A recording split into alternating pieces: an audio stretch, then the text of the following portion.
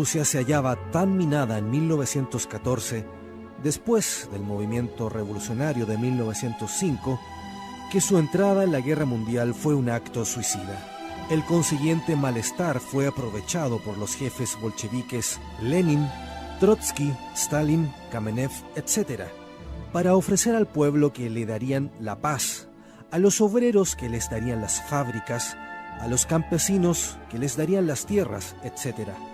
Y la revolución estalló en 1917.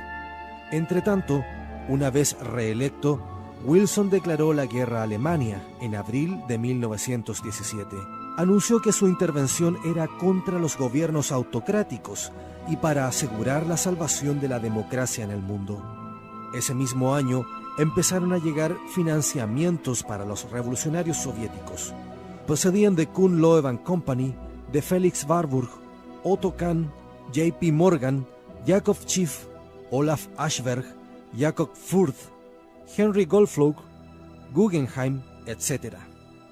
El servicio secreto de Estados Unidos detectó esa ayuda y lo informó en un reporte a la inteligencia francesa en 1918.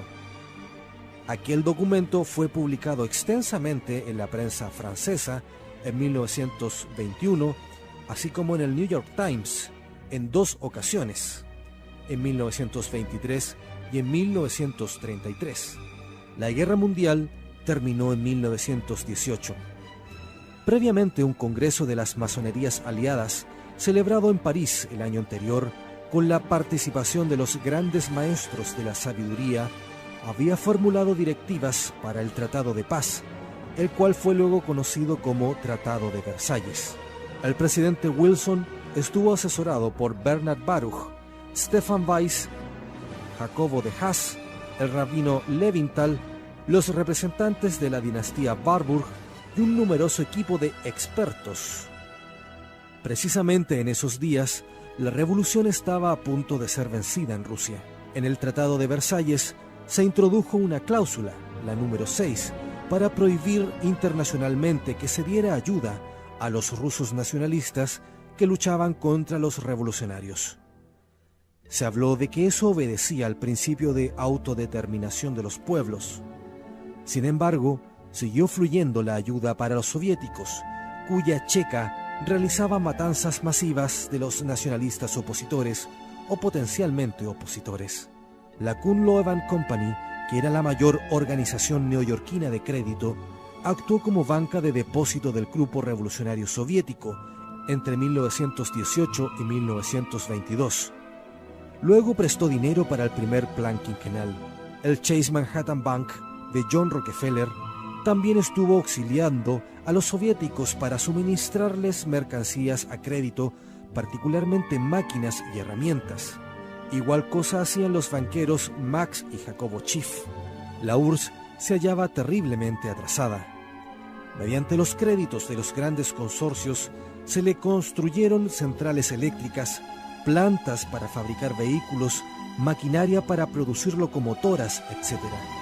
El banquero Averell Harriman de Estados Unidos ayudó al régimen soviético a que construyera ferrovías. La Standard Oil de Rockefeller le suministró tecnología para explotar los yacimientos petroleros. Además, se le regalaron grandes cantidades de comestibles.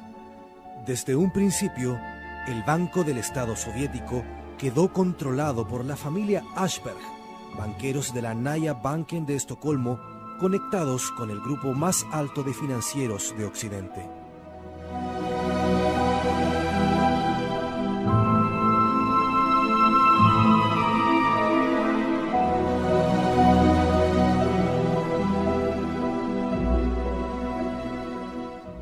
En cuanto a la ayuda financiera, la tiranía soviética no pagó la mayor parte.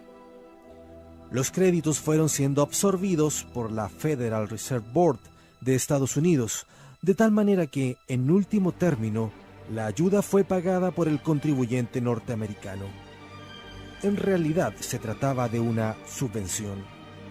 El magnate Walter Rathenau, de la industria alemana AEG, también auxilió a la URSS, montándole la primera fábrica de aviones, astilleros, instalaciones eléctricas, talleres para tanques de guerra, escuela de pilotos, etc. En resumen, los teorizantes comunistas del siglo pasado, Marx, Engels, Heine, etc., fueron patrocinados por los Rothschild. Más tarde, en 1917, los revolucionarios Lenin, Trotsky, Stalin, Kamenev, etc., fueron ayudados por otros magnates de Estados Unidos y Europa. Y a continuación, desde 1920 en adelante, esa ayuda continuó ininterrumpidamente.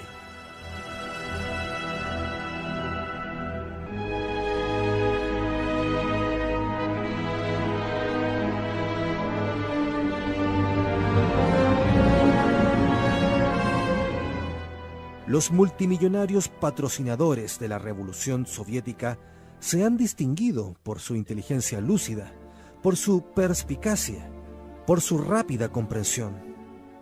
Todos ellos tienen vasta cultura, algunos son verdaderamente geniales, todos disponen de abundante información, han reunido colosales fortunas mediante ingenio y constancia. Puede entonces admitirse la hipótesis vulgar de que esos hombres han venido ayudando a la revolución porque son tontos. ¿Puede admitirse que la subvencionaron porque ignoraban lo que es el comunismo? Seguramente que no. Lo hicieron con pleno conocimiento de causa. La ideología revolucionaria abarca lo político, lo filosófico, lo sociológico, lo económico y lo religioso.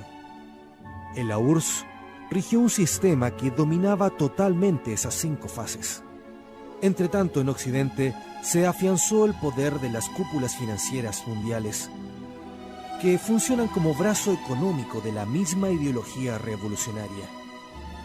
Es innegable que hoy ejerce cada día más influencia en los otros 4 campos: político, filosófico, sociológico y religioso, a través de múltiples organizaciones internacionales, ONG, universidades, etc., de influencia cultural.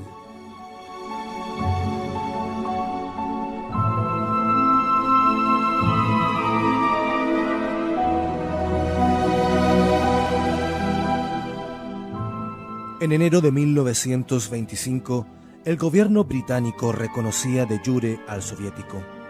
Francia seguiría pocos meses después. En 1926 se firmaba el acuerdo Rockefeller-Stalin, que aseguraba a la Unión Soviética la financiación y el desarrollo de sus recursos petrolíferos. En 1933, el presidente Roosevelt reconocía a la Unión Soviética. El inevitable William C. Bullitt, primer embajador norteamericano en el Kremlin, era pomposamente recibido por Stalin. Una oleada de millones de dólares, libras, francos y marcos cayó sobre la Rusia bolchevizada. Centenares de técnicos de los países capitalistas contribuyeron al desarrollo y renovación de la industria rusa. Averell Harriman dirigía una concesión de manganeso en el Cáucaso. Robert Blum, hijo del futuro primer ministro de Francia, Léon Blum-Karfülkenstein, era gerente de una filial de la poderosa industria Bayer que fabricaba los motores de aviación Júpiter para el gobierno soviético. Walter Rathenau y su correligionario Heinemann hacían empréstito tras empréstito a la Unión Soviética, mientras en su patria, Alemania, 6 millones de obreros permanecían en paro forzoso y las empresas privadas quebraban a millares. En París, los banqueros Ashberg y Kagan, alias Kaganovich, asociado gerente de la poderosa banca Seligman y compañía, facilitaban a través de sus numerosas relaciones e influencias la colocación de los empréstitos soviéticos en Francia. En 1935, un grupo de magnates de la industria y de la finanza francesas se desplazaba a Moscú para ampliar las relaciones comerciales con la Unión Soviética. René Mayer, Pierre Schweizgut, de la banca Mirabeau y compañía, y el rey de la electricidad, Ernest Mercier, formaban parte del séquito, mientras en el Senado, el barón Maurice de Rothschild abogaba por la ratificación del pacto franco-soviético. El conglomerado Vickers y Maxim continuaba sirviendo pedidos de armas y aviones para el Kremlin, tal como lo hacía con los revolucionarios bolcheviques en 1917. Todo este colosal apoyo continuó hasta la caída final de la Unión Soviética.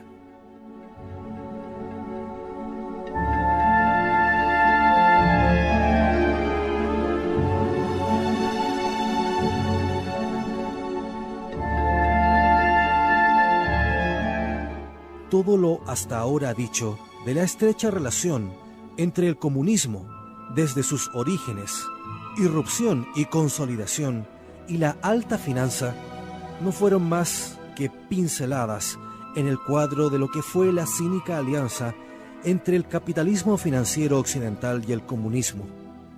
Dos sistemas falsamente opuestos, en realidad complementarios y obedientes a un mando común. Y así, mientras Stalin recibía fastuosamente en Moscú a Felix Warburg, un líder de Wall Street, poderoso representante de la Kuhn Loeb & Company y mentor de la Reserva Federal, una insidiosa campaña mundial de prensa, hecha de relatos objetivos y realistas, mantuvo psicológicamente al mundo civilizado para que aceptara la persistencia del régimen asesino de la Unión Soviética y todos sus émulos en el mundo, como algo perfectamente normal y conforme a la naturaleza de las cosas, incluso rodeándola de un cierto romanticismo juvenil revolucionario. ¿Cuál es la moral que detenta a un comunista cuando denuncia las injusticias del capitalismo, siendo su propia ideología y su irrupción histórica fruto en gran parte del mismo sistema de poder que dice combatir? Es decir, el comunismo no solo ofrece una historia abyectamente criminal, sino más aún se manifiesta como el sistema de dominación elegido por la élite anticristiana, masónica y mundialista durante todo el siglo XX y con rebrotes en el XXI. Después de esta evidencia, podríamos decir que los sueños igualitaristas de tantos incautos se acabaron bajo la vergüenza de ser lacayos del auténtico poder, aquel que quiere un mundo deshumanizado, sin alma, sin la Iglesia, sin Cristo. Tras el fracaso del modelo de dominación soviético, la élite continúa su revolución anticristiana. El método es la seducción y la liberación. Es el neomarxismo deconstruccionista que envenena nuestras almas y secuestra nuestra razón.